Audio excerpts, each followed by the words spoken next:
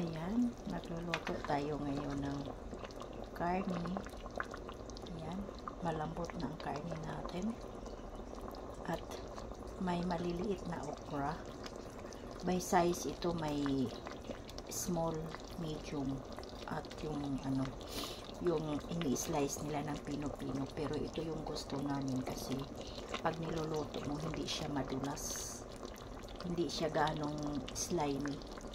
At ayan lang ang spices nito. May konting bawang habang nilalaga yung karne. At saka nung lumabas na yung sariling tubig ng karne, nilagay yung sibuyas na naka-blend. Tapos hintay nung lumambot yung karne, saka mo siya ilagay yung naka-blend din na kamatis. Ayan. Pag na kulong-kulo na siya, tapos saka mo ilagay itong okra na maliliit.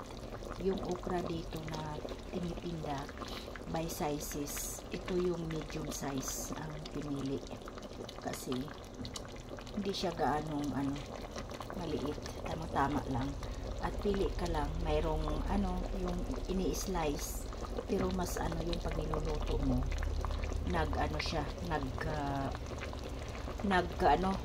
madulas, nagiging slimy siya, parang kainin. Pero pag ganito, masarap siyang kainin dahil buo siyang okra. At ito na siya, ready na siya. Pwede na rin siyang patayin yung apoy kasi luto na yung karne at saka yung okra ay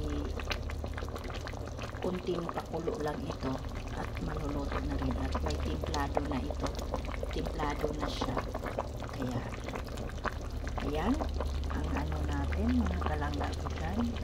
Kaya pasensya na kayo, ay tinatamad ang lola na mag-live. Kaya kunting update lang. Sana ay hindi kayo magkasawa sa pagsuporta sa munting channel ko. Kaya Happy New Year sa ating lahat. God bless at ingat tayong lahat. Babush!